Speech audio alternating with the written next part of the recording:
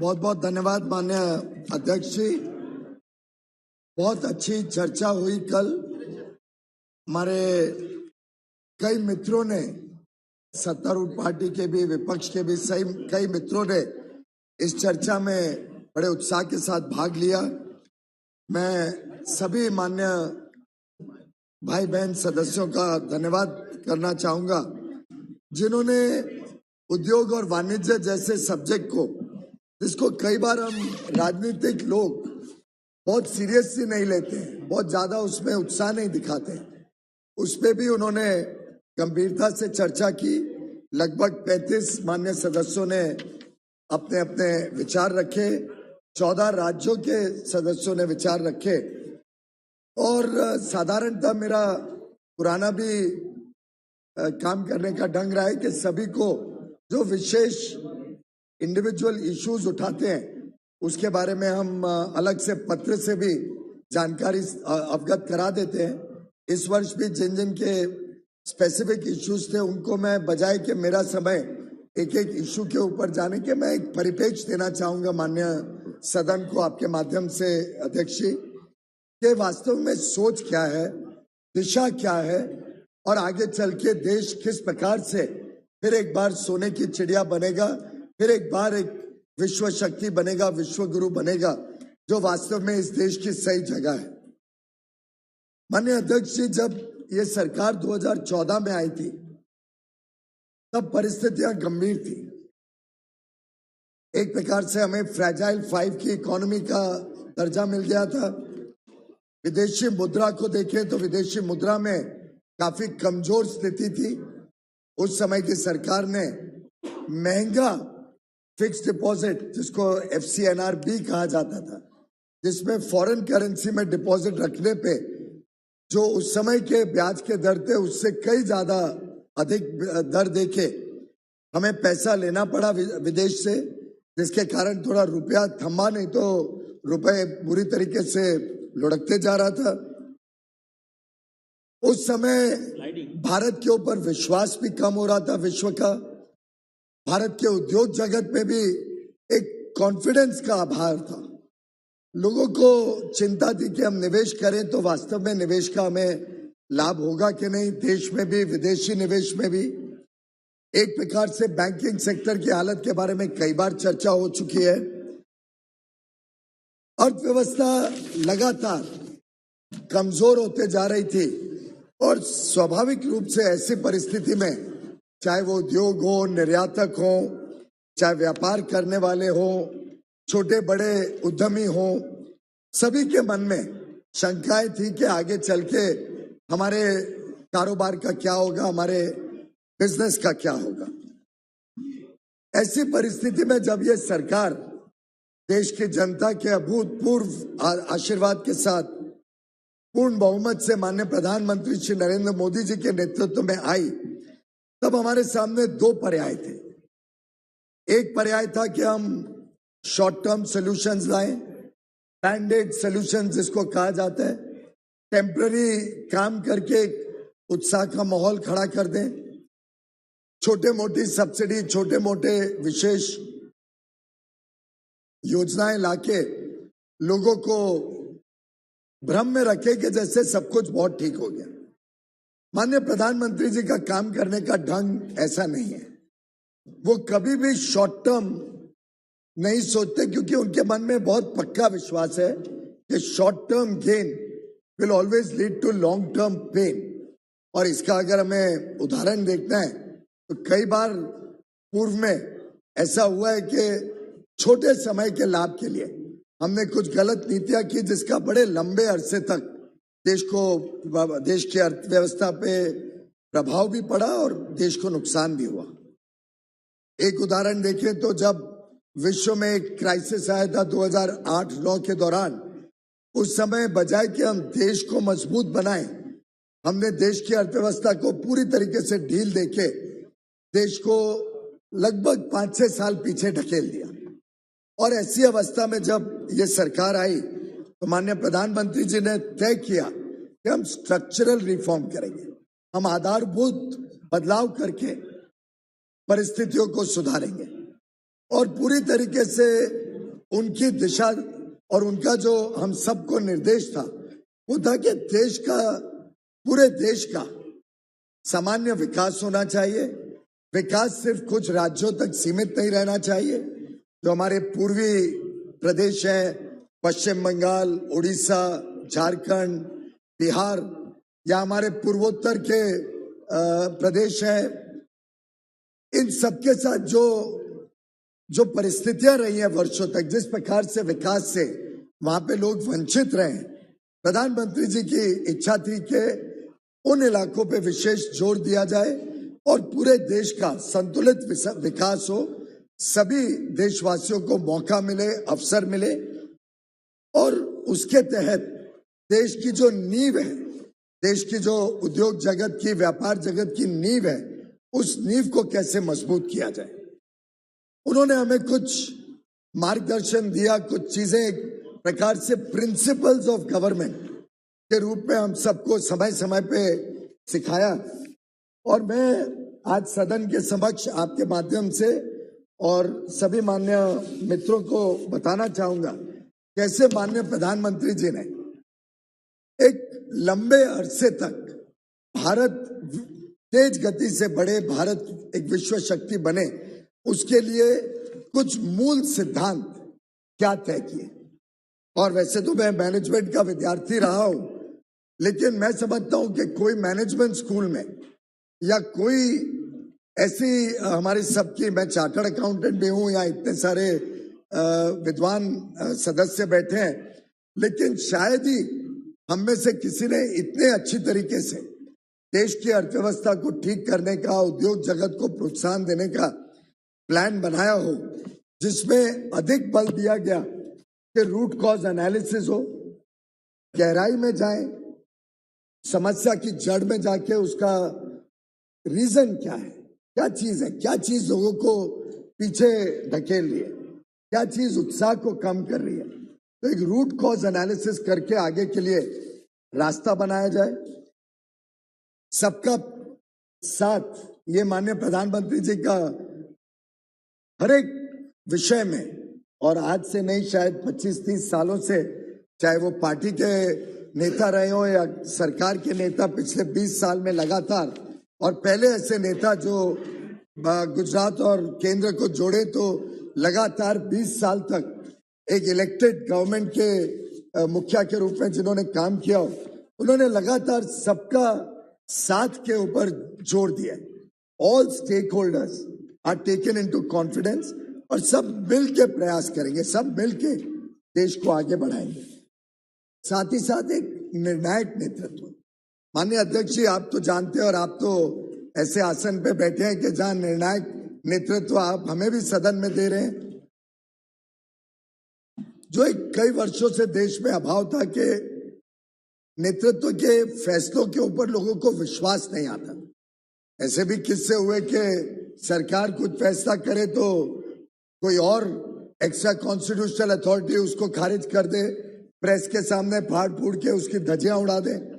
इस प्रकार की सरकार नहीं, एक निर्णायक सरकार, एक निर्णायक नेतृत्व जो ओन अप करे, जो निर्णय ले और फिर उसको ओन अप करे और उसके क्रियान्वयन के ऊपर फिर बड़ी अच्छी निगरानी रखे, मॉनिटरिंग करे, इम्प्लीमेंटेशन पे जोर दे के इम्प्लीमेंटेशन एक एक विषय का हो रहा है कि नहीं।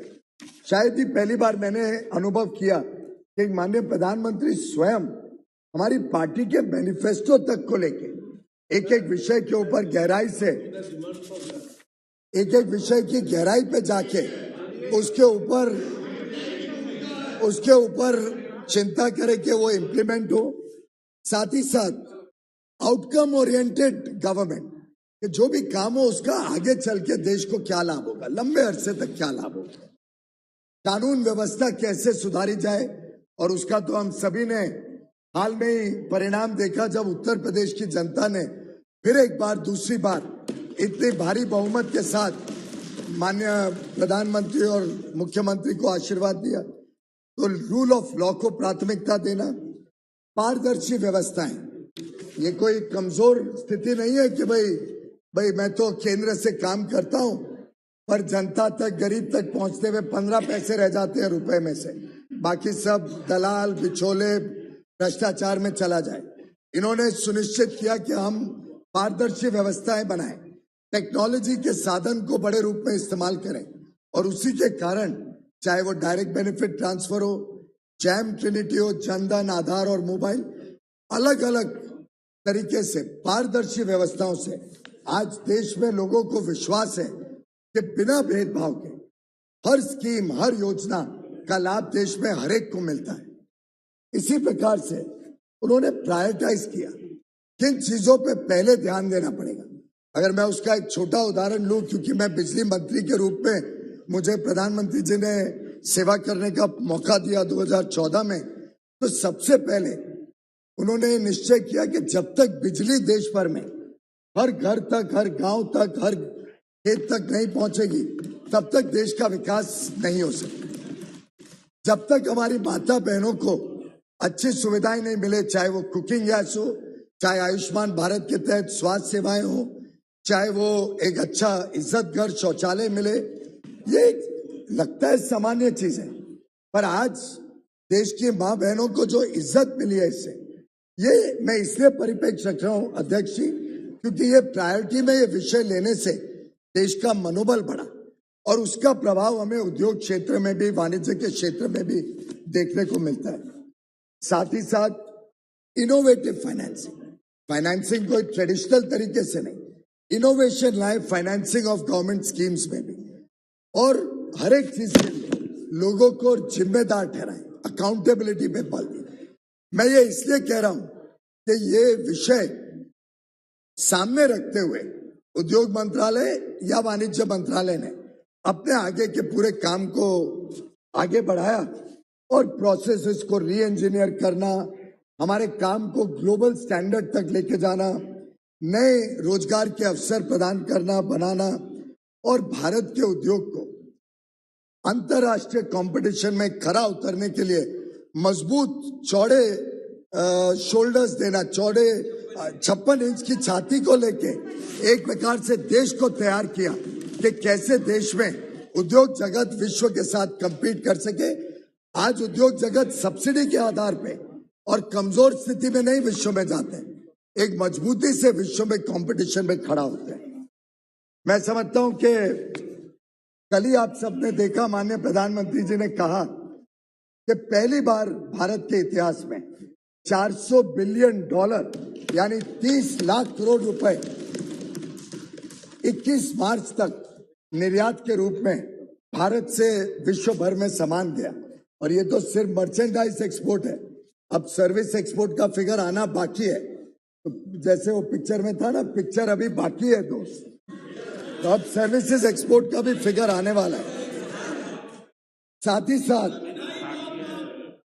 साथ इसमें अगर विशेषकर ध्यान दें तो $50 बिलियन यानी लगभग 3,75,000 करोड़ ऐतिहासिक निर्यात हमारे अन्नदाताओं ने किया, फार्मिंग सेक्टर, एग्रीकल्चर एक्सपोर्ट में हुआ। ये भी कुछ माननीय सदस्यों ने विषय उठाया। आज रितेश जी को भी उत्साह आ रहा है कि शायद वो भी उठाएं। आज इनको ज्ञान आ रहा है, उत्साह नहीं आ रहा, ज्ञान है। वो मैडम ने उठाया। वैसे एक सदस्य ने माननीय अध्यक्ष जी कल भी उठाया था, पर हमारा विभाग ऐसा कमजोर काम नहीं करता है। मैं सभी सदन को बताना चाहूंगा, हर प्रोडक्ट का सर हमारे पास वॉल्यूम और वैल्यू एनालिसिस रहता है। मैं भी समझता हूं कि पेट्रोलियम की कीमतें बढ़ी है, तो जो पेट्रोलियम एक्सपोर्ट है स्वाभाविक रूप से उसमें महंगाई का प्रभाव पड़ेगा ही। जैसे आज देश में पड़ रहा है, उससे अंतर्राष्ट्रीय बाजार में भी पेट्रोलियम प्रोडक्ट जिस प्रकार से आसमान छू रहे हैं, उसमें स्वाभाविक है कि एक्सपोर्ट में भी प्रभाव पड़ेगा। जरूर कुछ प्रोडक्ट्स होंगे, जेम ज्वेलरी है जिसमें वॉल्यूम भी बढ़ा तो है ही, साथ साथ में वैल्यू एक्सेप्शनली ज्यादा बढ़ी है। अंतर्राष्ट्रीय महंगाई है, ये अलग बात है कि कई माननीय सदस्य इस बात को समझ ही नहीं पाते हैं। कई माननीय सदस्य समझते नहीं है कि अंतर्राष्ट्रीय प्रभाव महंगाई पर देश में भी पड़ते हैं। पर अधिकांश प्रोडक्ट्स, और वो माननीय सदस्य को मैं दे भी सकता हूं, अधिकांश प्रोडक्ट में वॉल्यूम में भी भारी वृद्धि हुई है और वैल्यू में भी भारी वृद्धि हुई है।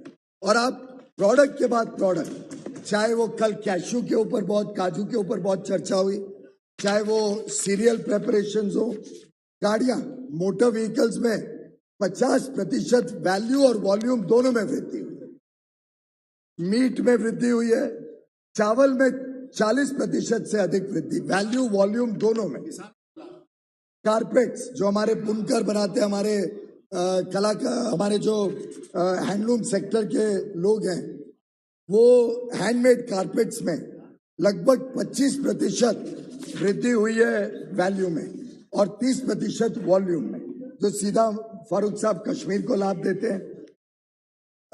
प्रोसेस फ्रूट्स एंड जूसेस में 12 से 15% की वृद्धि वैल्यू वॉल्यूम दोनों में हुई। पल्सेस उसमें वृद्धि 25% के करीब हुई। Fresh fruits, electrodes, essential oils, leather, मैं एक एक चीज पढ़ते जा सकता हूं, पर वृद्धि सही माने में नए रोजगार के अवसर प्रदान कर रही है। वृद्धि सही माने में देश को आत्मनिर्भर बनाने का एक बड़ा अहम भूमिका निभा रही है, चाहे वो हमारे किसान हो, चाहे सूक्ष्म लघु या मध्यम वर्ग के एमएसएमई सेक्टर के हमारे मेहनती उद्यमी हो, चाहे हमारा स्टार्टअप सेक्टर हो जो तेज गति से विश्व में अपनी छाप बना रहे, चाहे वो हमारे बड़े उद्योग हो जो एक प्रकार से देश का ब्रांड, देश की क्षमता को पूरे विश्व में पहचान दिला रहे। हर क्षेत्र में वैल्यू और वॉल्यूम दोनों में, कुछ क्षेत्रों को छोड़ के जो इन्फ्लेशन से प्रभावित है, अच्छी वृद्धि हो रही है। माननीय अध्यक्ष जी, आज ही माननीय प्रधानमंत्री जी ने देश के समक्ष एक और खुशखबरी दी और ये उनकी सोच का एक और पहचान है। वर्षों से हम भी इस सदन में चर्चा करते आए हैं कि सरकारी खरीद को कैसे ईमानदार बनाया जाए, पारदर्शी बनाया जाए। सरकारें शायद सभी ने कभी ना कभी राज्य या केंद्र में चलाई हैं। सबने अनुभव किया है कि सरकारी खरीद में किस प्रकार से बेईमानियां होती थी, किस प्रकार से एक राज्य कोई सामान खरीदे 2000 रुपए का तो दूसरा राज्य उसको 5000 रुपए का खरीदे। इन सबको मद्देनजर रखते हुए माननीय प्रधानमंत्री जी ने आज से 5, 6, 7 साल पहले ये सोच रखी कि एक गवर्नमेंट ई मार्केट प्लेस, एक गवर्नमेंट का पोर्टल जो सरकारी खरीद में राज्य सरकार, केंद्र सरकार, पीएसयूज सभी उसका लाभ ले सके, जिसमें जो चीज खरीदते हैं वो सब लिस्टेड है। जो चीज आप खरीदते हो उसके दाम पब्लिक में चले जाते हैं कि भाई आज एक राज्य ने इस दाम पे खरीदा, कल दूसरे राज्य ने दूसरे दाम पे खरीदा। तो हमारे देश में तो मीडिया बड़ी सतर्क रहती है, तो वो देखते रहते हैं कि कोई गड़बड़ तो नहीं हो रही है। तो एक प्रकार से जनता के बीच जानकारियां देने से जनता और मीडिया हमारी निगरानी रखे, ये जेम के पोर्टल के माध्यम से प्रधानमंत्री जी ने शुरू किया। टेक्नोलॉजी का भी लाभ मिल गया सबको, स्पीड भी हो गया। कहाँ टेंडर्स महीनों तक लटकते पटकते रहते थे, कहाँ डिसीजन मेकिंग में कभी अधिकारी कभी मंत्री हिचकते थे, सब पारदर्शी कर दिया ई जेम पोर्टल के माध्यम से, गवर्नमेंट ई मार्केट प्लेस। और आज ही माननीय प्रधानमंत्री जी ने सुबह देश को एक खुशखबरी दी कि कल दोपहर को 2 बजे जेम पोर्टल, अकेले एक पोर्टल पे 1 लाख करोड़ की खरीद सरकारी व्यवस्थाओं ने जेम पोर्टल के माध्यम से की और तेजी से इसमें वृद्धि होते जा रही है। पिछले 4 वर्षों में 1 लाख करोड़ हुआ था, इस वर्ष अकेले 1 लाख करोड़ क्रॉस कर गया। और मैं तो सभी को आमंत्रण करूंगा कि आप अपनी अपनी राज्य सरकारें, अपनी अपनी पंचायत या लोकल बॉडीज को भी कहें कि जेम से खरीदें। और इसकी ताकत कैसे बनती है, तो प्रधानमंत्री जी की सोच है कि भाई समझो एक सरकार कपड़े, यूनिफॉर्म खरीदती है अपने पुलिस के लिए और वो 5 लाख यूनिफॉर्म खरीदती है, तो एक दाम मिलेगा। पर अगर सभी सरकारें और केंद्र की सब फोर्सेस की यूनिफॉर्म उस पर आ जाएगी, देखिए कितना बड़ा मार्केट हो जाएगा, कितना इकोनॉमीज ऑफ स्केल आ सकते हैं और उससे कीमतें भी कम होगी, गुणवत्ता भी बढ़ेगी। और इसका मैं विस्तार से नहीं बोलूंगा, पर पूरे सदन को याद होगा एलईडी बल्ब इसका एक सीधा सीधा उदाहरण है जहां पे हमने विश्व को टक्कर दी और इकोनॉमीज ऑफ स्केल लाके गुणवत्ता भी सुधारी। और आज देश में ये हालत है, जो माननीय प्रधानमंत्री जी की सोच थी कि जो पुराने इनकैंडेसेंट बल्ब है, जिसको शायद लट्टू बोलते हैं, क्या बोलते हैं, लट्टू, प्रधानमंत्री जी ने कहा था लट्टू बहुत ज्यादा बिजली खपत करते हैं, हमें एनर्जी एफिशिएंसी पे फोकस करना है, जनता के बिजली के बिलों को कम करना है। उन्होंने जब एलईडी प्रमोट किया तो एलईडी के दाम लगभग 85-90% कम हो गए, क्योंकि स्केल ऑफ परचेज इतना बढ़ गया। और आज ये परिस्थिति हुई सर कि 2-3 सालों में आज अगर हमें कोई पुराना बल्ब ढूंढने जाना पड़े या किसी को घर में लगाना हो तो एंटीक स्टोर में जाना पड़ेगा।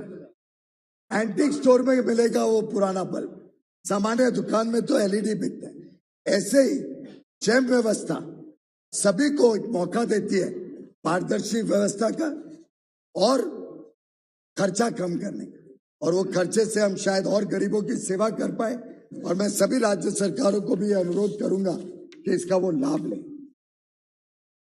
सर, स्टार्टअप इंडिया,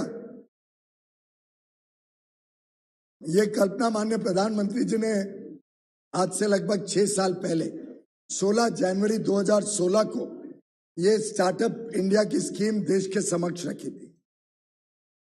तब थोड़ी आलोचना भी हुई थी। साधारणतः लोगों को लगता था कि ये सिर्फ नाम के लिए एक स्कीम शुरू हो रही है या स्लोगन है। कई लोग आलोचना भी करते थे, लेकिन आज पूरे विश्व में भारत की पहचान बने हैं हमारे स्टार्टअप के युवा युवती, जो पूरी कड़ी मेहनत से, नए नए आइडियाज से, टेक्नोलॉजी का साधन इस्तेमाल करके आज विश्व में 3री नंबर पे भारत का स्टार्टअप इकोसिस्टम बन गए। हमारे विभाग अकेले में 65,000 से अधिक स्टार्टअप्स रजिस्टर्ड है। इसके अलावा लाखों होंगे जिन्होंने अभी तक रजिस्टर नहीं किया, और 90 से अधिक उन स्टार्टअप्स में यूनिकॉर्न बन गए, यानी $1 बिलियन, 7,500 करोड़ से अधिक जिनकी वैल्यूएशन है, ऐसे 90 स्टार्टअप्स भारत के हैं। और माननीय अध्यक्ष जी, कोविड काल में भी हमारे युवा युवतियों की क्षमता देखिए, उनकी ताकत देखिए, उनकी सोच कितनी बड़ी है कि उन्होंने कोविड काल में 40 से अधिक स्टार्टअप पिछले वर्ष में, जबकि पूरे देश में इतनी समस्याएं थी, 40 से अधिक स्टार्टअप यूनिकॉर्न बने पिछले 12 महीने में 2021 के। अध्यक्ष जी, वर्षों से चर्चा होती थी कि भारत का उद्योग अंतरराष्ट्रीय स्केल का क्यों नहीं है, हम छोटे क्यों रह गए। मुझे अभी टेक्सटाइल का भी विभाग देखने का, सेवा करने का मौका माननीय प्रधानमंत्री जी ने दिया है।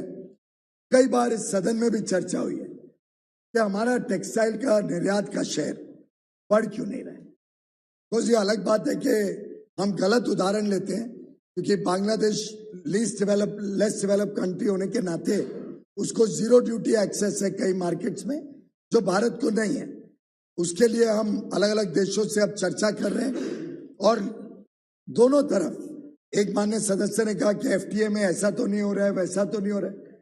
मैंने कई बार कहा है, फ्री ट्रेड एग्रीमेंट में हम देखते हैं हमें लाभ मिले, लेकिन साथ ही साथ कुछ वस्तु होती है जहां हमारा कंपेटिटिव एडवांटेज नहीं होता है, या कंपेरेबल देखें तो विदेश से लाना भी अच्छा हो सकता है। तो आत्मनिर्भर भारत कोई देश के दरवाजे बंद करने का स्कीम नहीं है। आत्मनिर्भर भारत है कि जो सामान्य वस्तुएं भारत में अच्छी बन सकती है वो भारत में ही बने, उसको बल दिया जाए। लेकिन साथ ही साथ हम अंतरराष्ट्रीय पटल पर भी भारत की साख ऐसी बनाए कि हम मजबूती से कॉम्पीट कर सके दुनिया में, कॉन्फिडेंस से जाए विदेश में, भारत का नाम लेके, भारत का तिरंगा लेके, और अपना सामान विश्व भर में पहुंचाए। लेकिन हमें स्केल का लाभ कई सेक्टर्स में नहीं मिला। कई ऐसे सेक्टर्स हैं जहां हम छोटे रह गए। जिन सेक्टर्स में बढ़त हुई उसमें अच्छी बढ़त हुई, जैसे स्टील है। आज स्टील में हम कंपेटिटिव है, पूरी दुनिया में हमारा स्टील जाता है। लेकिन कुछ स्पेशलिटी स्टील्स हैं जिसमें भारत में रिक्वायरमेंट भी रिलेटिवली कम थी, तो हमने स्केल नहीं प्राप्त किया। ऐसे ही सेमीकंडक्टर्स हैं इलेक्ट्रॉनिक इंडस्ट्री के। इलेक्ट्रॉनिक इंडस्ट्री की ग्रोथ हमने वर्षों तक कभी चिंता नहीं की जब तक ये सरकार आई, जिसके कारण लाखों करोड़ का सामान सिर्फ विदेश से आता रहा। प्रधानमंत्री जी ने विशेष चिंता की कि मोबाइल भी भारत में बने। मैं शायद परसों ही पढ़ रहा था, एप्पल जैसी कंपनी 10,000 करोड़ का एक्सपोर्ट भारत से कर रही है। यह ताकत आज भारत की बनी है। सेमीकंडक्टर की शॉर्टेज पूरे इंडस्ट्री ने इस बार अनुभव किया। सरकार ने तेज गति से इसकी पूरी स्टडी करी और 76,000 करोड़ 76,000 करोड़ अकेले सेमीकंडक्टर इंडस्ट्री को भारत में लाने के लिए एक स्कीम देश के समक्ष रखी, सेमीकॉन स्कीम।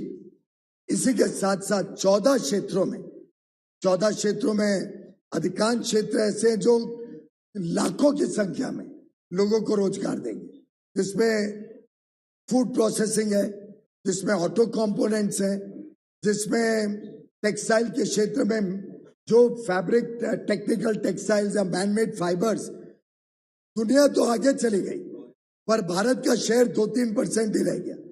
ऐसे प्रोडक्ट्स बैटरीज हैं, अगर हम इलेक्ट्रिक व्हीकल्स को प्रमोट करना चाहें, और आपने देखा होगा आज के पेपर में मैं पढ़ रहा था कि इस वर्ष शायद 4 लाख से अधिक इलेक्ट्रिक व्हीकल्स बिकने जा रही है और उसका ग्राफ एकदम ऐसे तेजी से चढ़ते जा रहे हैं।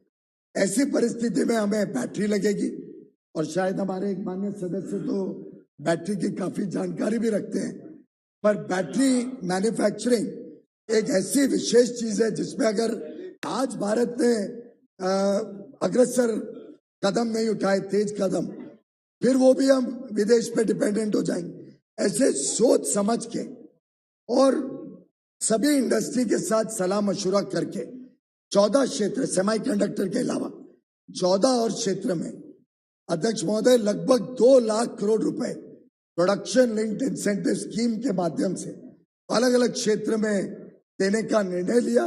और आज जिस प्रकार का उत्साह देखने को मिल रहा है वो दर्शाता है कि अब भारत बड़े स्केल पे अंतरराष्ट्रीय मार्केट्स को कैप्चर करने के लिए काम करने जाएगा और अंतरराष्ट्रीय स्तर की कंपनियां भारत में सामान बनाएंगी। टेक्नोलॉजी भी अच्छी आएगी, स्केल बड़ा बनेगा तो हम अच्छे भारत का ब्रांड बना पाएंगे। लेकिन ये ध्यान रहे कि कुछ लोगों ने गलत फहमी फैलाने की कोशिश की, पूछा भी गया कि एमएसएमई के लिए विशेष क्यों इसमें रिजर्वेशन नहीं है, बड़ी कंपनियों के लिए क्यों? उसी की बात कर रहा हूं मैं। माननीय अध्यक्ष जी, एमएसएमई जो क्षेत्र है वो ऑलवेज जब बड़ी कंपनी आती है तो उसके इर्द गिर्द एक एंसिलरी और एक इकोसिस्टम के रूप में लाखों लोगों को रोजगार देते हैं, जिसको हम indirect benefits of PLI scheme कहते हैं।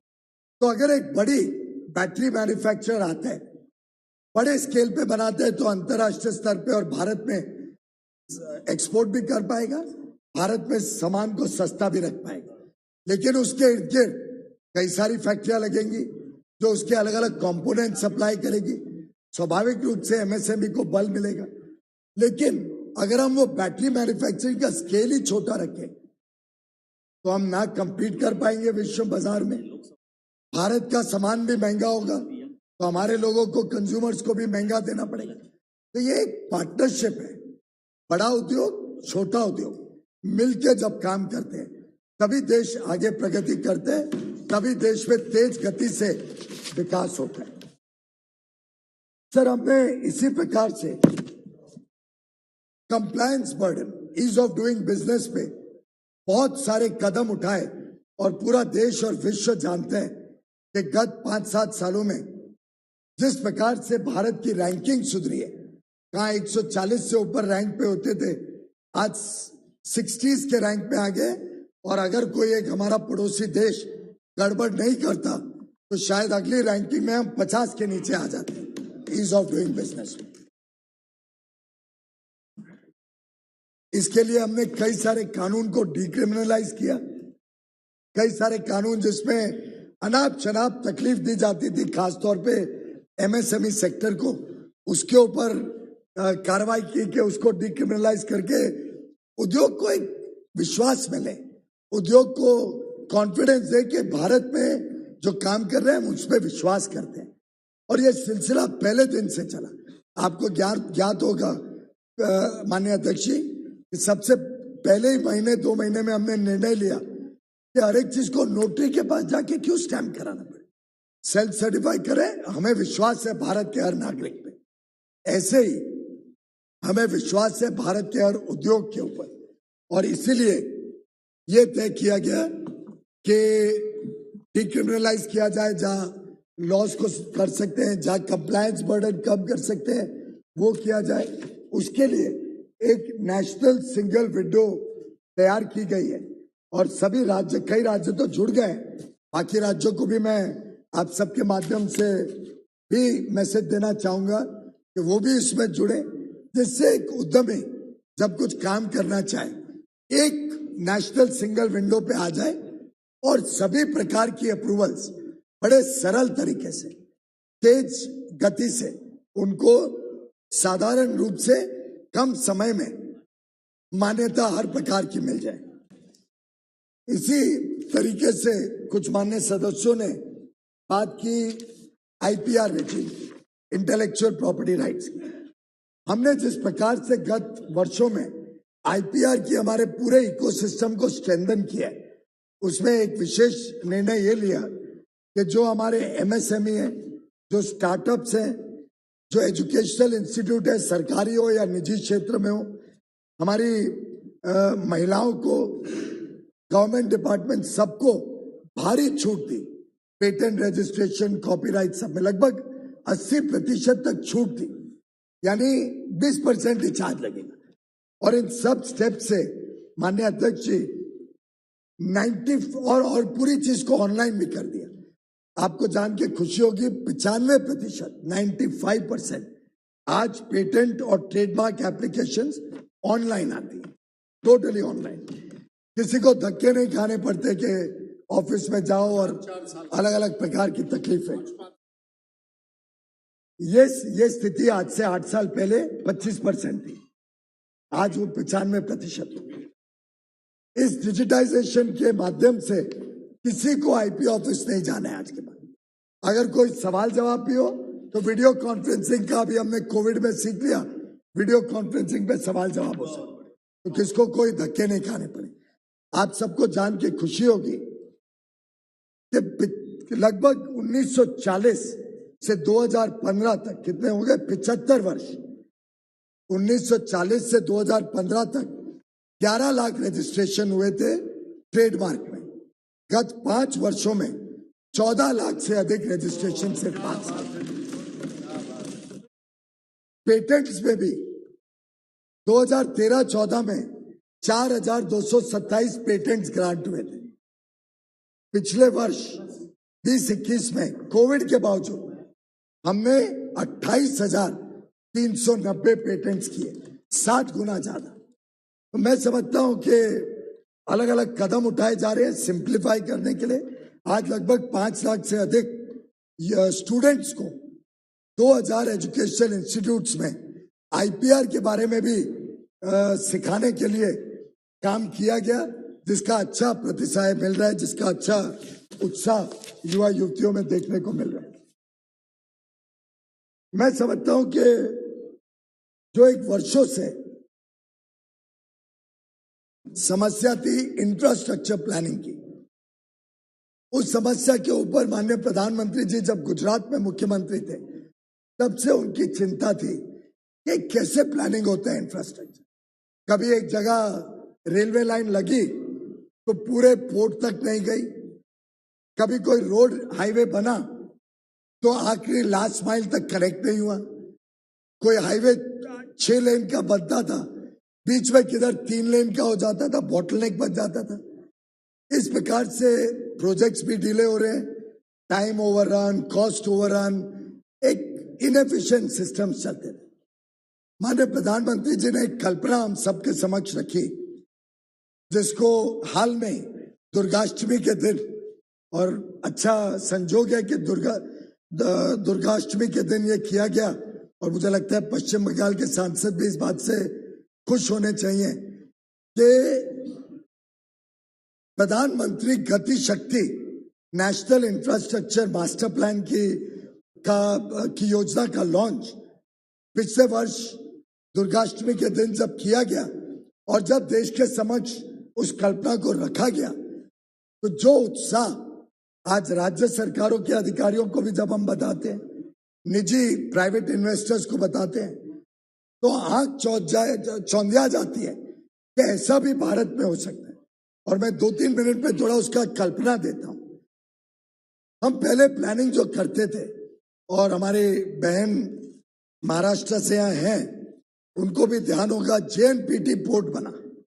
JNPT पोर्ट देश का एक बड़ा विशाल पोर्ट है, महत्वपूर्ण पोर्ट है, लेकिन उसकी आखिरी जो 10-12 किलोमीटर थी वो दशकों तक टूटी फूटी बनी रही, कभी उसको खत्म ही नहीं किया। क्यों? क्योंकि जो हाईवे की कल्पना हुई थी वो उसके बाजू तक जाती थी, पोर्ट को नहीं कनेक्ट करती। कई बार हम ये रोते हैं कि सड़क बनी, नई सड़क बढ़िया, थोड़े दिन बाद उसको खोद दिया। क्यों? क्योंकि कोई इलेक्ट्रिक वायर डालनी है नीचे, कोई पानी की पाइप डालनी है, कोई IT का ब्रॉडबैंड की कनेक्टिविटी लानी है, कोई सैनिटेशन का ड्रेन डालना है। नई सड़क 3-3 बार खुदती थी। माननीय प्रधानमंत्री जी ने जो कल्पना की, जियो स्पेशल मैपिंग का इस्तेमाल, यानी स्पेस टेक्नोलॉजी को इंफ्रास्ट्रक्चर में कैसे इस्तेमाल करना और जोड़ना, वो काम उन्होंने किया, जिससे देश में जो भी व्यवस्थाएं हैं, जो भी जानकारियां हैं, उसके अलग अलग मैप्स बनाए गए, जिसको PM गति शक्ति में लेयर्स ऑफ डेटा बोलते हैं। ऐसे आज 400 से अधिक लेयर्स ऑफ डेटा है। एक है कि देश में कहां वाइल्ड लाइफ सेंचुरी है, एक है देश में कहां हाईवेज जा रहे हैं, कहां रेल रोड जा रही है, नदियां कहां हैं, कहां एनवायरनमेंट की वजह से फॉरेस्ट के रिस्ट्रिक्शंस हैं, और अलग अलग सूचनाएं देश की अलग अलग मैप्स के माध्यम से तैयार की गई। ऐसे 400 से अधिक मैप है, और हर हफ्ते 2 हफ्ते में 1-2 मैप ऐड होते जा रहे हैं। और ये सब मैप्स टेक्नोलॉजी के माध्यम से एक दूसरे के साथ कनेक्टेड है, एक दूसरे की जानकारी निकाल सकते हैं। अब इसका लाभ देखिए कैसे है, बड़ा लॉजिकल है। एक रेलवे की नई पटरी लगनी है, रेलवे की पटरी की प्लानिंग होती है, दफ्तर में अच्छा प्लान बन जाता है, फिर 2-2.5 साल तक उसकी सर्वे होती है, भाई रास्ते में कोई अड़चन तो नहीं है, कोई तकलीफ तो नहीं है। सर्वे के समय हमने देखा है कई बार अलग अलग इन्फ्लुएंसेस भी आते हैं, और हाल में ही अभी कुछ चर्चा हो रही थी, मैं टीवी पे ही देख रहा था कि, और आज सुबह भी शायद अभी एक मित्र ने वो विषय उठाया कि एक राज्य में रेलवे की कोई प्लान जो बनी है, उसमें उनके राजनीतिक मित्रों के लिए प्लान को भी डाइवर्ट किया गया। अभी शायद उसके बारे में चर्चा आज सुबह भी हो रही थी। जो भी है उस लाइन के बारे में था, ये भी पेपर में आज मैं पढ़ रहा था कि कुछ मित्रों को एकोमोडेट करने के लिए उसकी लाइन चेंज कर दी गई। इन सब चीजों से बचने के लिए अब जब PM गति शक्ति में रेलवे का प्रोजेक्ट डाला जाएगा, तो बता देगा कि रास्ते में कोई वाइल्ड लाइफ सेंचुरी तो नहीं आती है, रास्ते में कोई फॉरेस्ट तो नहीं आता है। अगर कोई नदी है तो भाई नदी की चौड़ाई कितनी है इस रेलवे लाइन की जो जहां जा रही है, थोड़ा सा अलाइनमेंट शिफ्ट कर दो, शायद 1 किलोमीटर के ब्रिज के बदले 200 मीटर से काम चल जाए। थोड़ा अलाइनमेंट चेंज कर दो तो वाइल्ड लाइफ सेंचुरी या एनवायरमेंट फॉरेस्ट को आप बचा सकते हो, जिससे सालों साल आपका प्रोजेक्ट डिले नहीं होगा। फिर जब प्रोजेक्ट प्लान हो जाए, उसकी इंप्लीमेंटेशन उसके माध्यम से मॉनिटर हो सकती है। तो स्पेस टेक्नोलॉजी से क्या क्या प्रोजेक्ट में गति है, वो गति हम सबको देखने को मिलेगी। उस गति पे निगरानी भी होगी और कार्रवाई भी होगी, कोई काम अच्छा नहीं करेगा। ऐसे करके प्रोजेक्ट्स टाइम पे बनेंगे, निर्धारित राशि में बनेंगे, और देश की जो वर्षों तक इंफ्रास्ट्रक्चर की कमियां हैं उसको हम पूरा कर पाएंगे और उसी के लिए नेशनल इंफ्रास्ट्रक्चर पाइपलाइन जो आज 100 लाख करोड़ से अधिक के प्रोजेक्ट्स सरकार ने देश के समक्ष रखे हैं, ये प्रोजेक्ट्स इस पीएम गति शक्ति के माध्यम से तेज गति से लगे, इसका काम किया जा रहा है जिससे प्रोजेक्ट्स जनता के लाभ, जनता के काम में आ सके। ज्यादा हो गया भाई,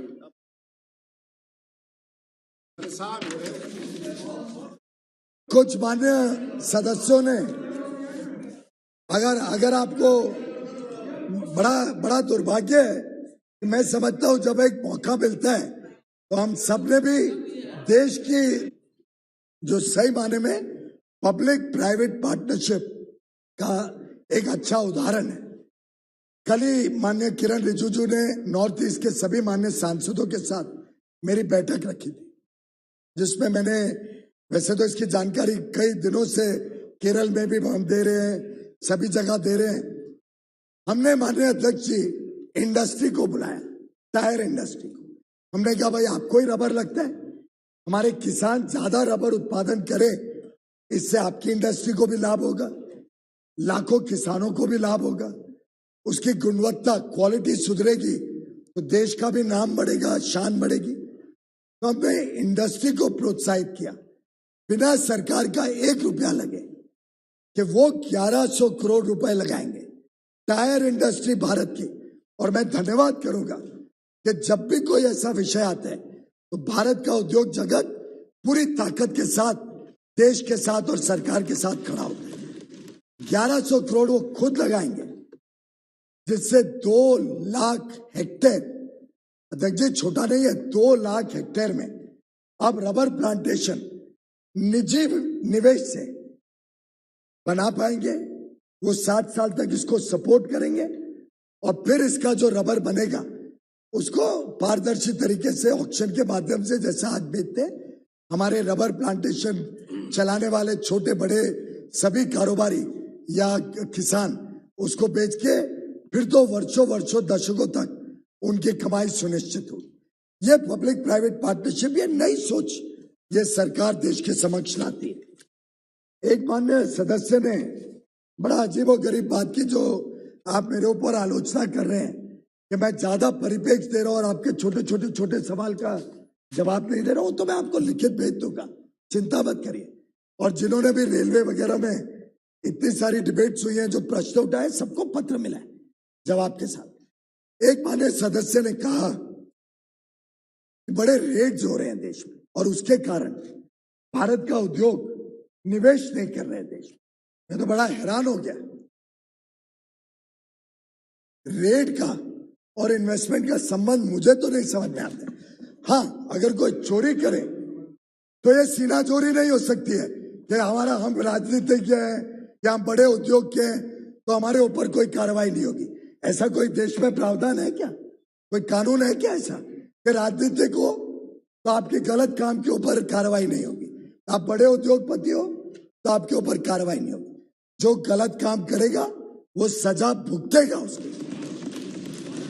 और इस देश ने इसीलिए प्रधानमंत्री जी को इतना आशीर्वाद, इतना प्यार, इतनी लोकप्रियता दी है क्योंकि उनको पहली बार एक प्रधानमंत्री दिखता है जो बिना भेदभाव के बड़े से बड़े व्यक्ति को अगर वो गलत काम करे उस पर कार्रवाई भी करने को तैयार है और पूरी तरीके से जिम्मेदार ठहराने को तैयार है। इसी प्रकार से एक कहा गया कि बड़े बड़े अमीर लोग, high class people prefer to put 1 foot outside, thus making them NRI। अब हम तो सोचते हैं पूरी दुनिया जिस प्रकार से निवेश कर रही है भारत में, वो दर्शाते हैं दुनिया भारत में आके काम करना चाहती है। हाँ, अगर कोई गलत काम करता है और फिर देश से भागता है तो उनके लिए भी हम भगोड़ों के लिए भी कानून लाए कि भगोड़ों को भी कैसे वापस आया जाए।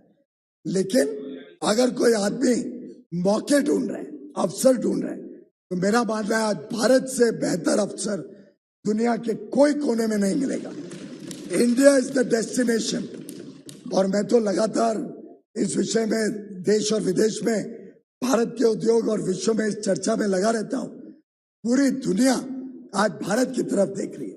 पूरी दुनिया के निवेशक भारत में आना चाहते हैं। यही तो कारण है कि 7 वर्षों तक लगातार हर वर्ष पिछले रिकॉर्ड तोड़ के अधिक फॉरेन डायरेक्ट इन्वेस्टमेंट भारत में आया है, जिसके कारण अध्यक्ष जी जो कमजोर विदेश मुद्रा की स्थिति से मैंने शुरू किया था 2013 की, जिसके कारण देश को फ्रैजाइल 5 और एक कमजोर अर्थव्यवस्था करार कर दिया गया था, आज हमारे पास $630 बिलियन से अधिक, और $630 बिलियन बहुत बड़ी संख्या होती है, बड़ा अमाउंट होता है सर।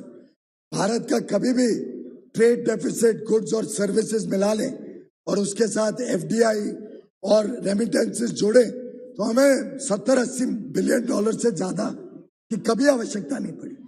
कोविड जैसे गंभीर समय में भी हमें कभी विदेशी मुद्रा की तंगी नहीं आई, ना निवेश की तंगी आई, क्योंकि आज विश्व को भारत में एक मजबूत और विश्व में सबसे तेज गति से बढ़ती हुई अर्थव्यवस्था दिखती है।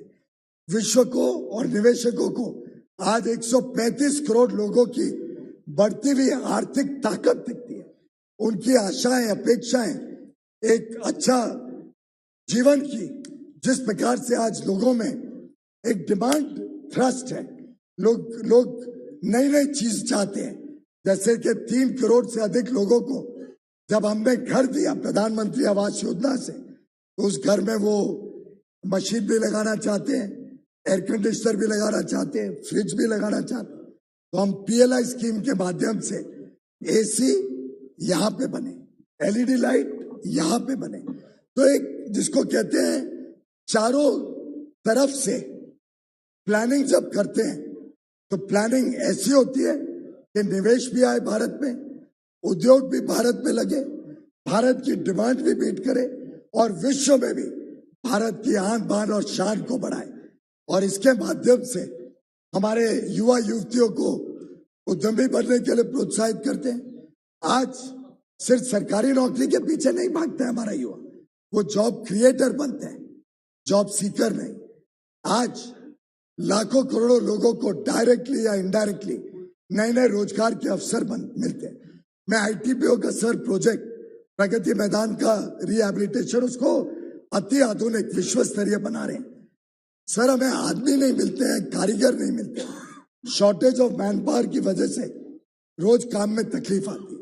आज लोगों के पास अवसर है, लोगों के पास कमाई के अलग अलग तरीके हैं, और इसी के वजह से आज देश तेजी से प्रगति कर रहे हैं, आगे बढ़ रहे हैं। अध्यक्ष जी, एक कहा गया कि नेचुरल रबर के जो रेट्स हैं इंपोर्ट ड्यूटी के, वो आप क्यों नहीं बढ़ाते? आपको जान के हैरानी होगी कि भारत WTO में जब हमने हस्ताक्षर किए, ज्वाइन किया, तब हमने अलग अलग वस्तुओं पे बाउंड रेट्स एक्सेप्ट किए। अब नेचुरल रबर पे भी एक बाउंड रेट है WTO में, और वो तब तो हमारी तो सरकार नहीं थी, मोदी जी की सरकार नहीं थी, बीजेपी की सरकार नहीं थी, एनडीए की सरकार नहीं थी। 1 जनवरी 1995 1995 किसकी सरकार थी अध्यक्ष जी? जिसने भारत के हाथ बांध दिए, जिससे भारत में अगर हमें जरूरत पड़े कि नेचुरल रबर पे इंपोर्ट ड्यूटी बढ़े, जैसे कुछ माननीय सांसदों ने डिमांड की, ये बाउंड रेट्स किसने इस देश में लाए? 1995 में लाए। एक जरूर कहना चाहूंगा, क्योंकि काफी माननीय सदस्यों ने बात की, अलग अलग एग्रीकल्चर प्रोड्यूस पे भारत ने बहुत तेज वृद्धि की है। कोविड के बावजूद हमारे किसानों ने उत्पादन भी बढ़ाया और निर्यात भी बढ़ाया। जैसा मैंने कहा, 50 बिलियन का निर्यात अपने आप में एक रिकॉर्ड है, 3,75,000 करोड़ एक ही वर्ष में, और यह आगे बढ़ता जाएगा, क्योंकि अब हम गुणवत्ता पे ज्यादा ध्यान देंगे। माननीय प्रधानमंत्री जी का महीना पहले जब फोन आया कि गेहूं के बड़े अवसर है दुनिया में, कैसे बढ़ा रहे हो, तो मैंने बताना शुरू किया ये बोलते पर सबसे जरूरी बात तो तुमने देखी नहीं। मैं भी चौंक गया। उन्होंने कहा गुणवत्ता, क्वालिटी। जो भी गेहूं भारत से जाए वो ऐसी क्वालिटी की हो कि परमानेंट हमारे किसानों को एक मार्केट मिल जाए और विश्व में जो लोगों का स्वाद है वो भारत की गेहूं का स्वाद बन जाए। इसी प्रकार से चावल, चाहे बासमती हो या नॉन बासमती, आज पूरे विश्व में किधर चले जाओ तो प्रीमियम पे मिलता है भारत का चावल, प्रीमियम पे। ऐसे हमें, और इसके लिए एक पूरी मुहिम चलाई जा रही है, चाहे वो फूड स्टैंडर्ड्स हो या इंडस्ट्रियल प्रोडक्ट्स के स्टैंडर्ड्स हो। क्वालिटी और प्रोडक्टिविटी, ये दो विषयों के ऊपर ये सरकार पूरी तरीके से संकल्पित है कि हमें भारत को एक ऐसा दर्जा दिलाना है विश्व में कि भारत का बना हुआ माल आप आंख बंद करके बोल सकते हो ये अच्छा माल है। भारत की ब्रांड विश्व में प्रसिद्ध हो, भारत की क्वालिटी ग्लोबल स्टैंडर्ड की हो। और इसी दिशा में एक प्रकार से एक पहला पड़ाव इस वर्ष 400 बिलियन यानी 30 लाख से अधिक निर्यात होने से ऐतिहासिक जो उपलब्धि देशवासियों की हुई है, इसको सही माने में मैं समझता था कि शायद ये सदन जब चर्चा हो रही है इसके बारे में खुद को शाबाशी दे, चाहे विपक्ष हो, सत्तारूढ़ पार्टी हो, सवाल नहीं है। इसमें हम सब एक प्रकार से स्टेक होल्डर्स हैं। जो चीजें अच्छी होती हैं उसमें राजनीति क्यों करनी? उसमें तो हम सब मिलके हमारे किसानों को, हमारे एमएसएमई उद्यमियों को, हमारे छोटे बड़े उद्योगपतियों को, हमारे जो स्टार्टअप्स में काम करते हैं, हमारे टेक्नोलॉजी सेक्टर्स, चाहे सॉफ्टवेयर हो, आईटी हो, बीपीओ, इन सबको हम क्यों नहीं शाबाशी दें? क्यों नहीं ये पूरा सदन मिलके थपथपाए अपने टेबल को और देश में एक संदेश दे कि बिना भेदभाव के कोई भी राजनीतिक दल हो, हम सब गर्व करते हैं हमारे निर्यातकों पे। उनका भी उत्साह बढ़ेगा, उनको भी भविष्य में और ताकत आएगी। वो भी हिम्मत से हम सबके पास आएंगे कि भाई कुछ दिक्कत होती है तो कोई भी हमारा माननीय सांसद उसको लेके आ सकता है। तो मैं समझता हूं अब समय आया है कि जिस प्रकार से विश्व देश की तरफ उत्साह और पॉजिटिविटी के साथ देख रहे हैं, हम भी थोड़ा एक ओपन माइंड से अपने देश की उपलब्धियों पे गर्व करें, अपने देश की तेज गति से जो बढ़त हो रही है उस पे गर्व करें। जो भी क्षेत्र भारत में अच्छा काम कर रहे हैं, मैं समझता हूं राजनीति से उठकर हम सभी ने, पूरे सदन ने इसकी प्रशंसा, जिससे देश में एक उत्साह बढ़े और इसका उत्साह का लाभ राज्यों को भी मिलेगा। उससे जीएसटी कलेक्शन जो ऑलरेडी महीने के बाद महीने रिकॉर्ड क्रिएट कर रहे हैं वो और ज्यादा बढ़ेगा। लोगों को अच्छा सामान, अच्छी गुणवत्ता का सस्ते दाम पे मिलेगा। हर प्रकार से ये हर देशवासी का सपना पूरा करने के एक माध्यम है। मैं समझता हूं नेशन फर्स्ट, हमारा देश पहले, ये जो प्रधानमंत्री मोदी जी की सोच है, इस सोच के साथ हम सब अगर जुड़ते हैं तो ये देश और अधिक ऊंचाइयों तक पहुंचेगा। इस अटल विश्वास के साथ हम अपने काम में निरंतर लगे रहेंगे। बहुत बहुत धन्यवाद। क्या? नो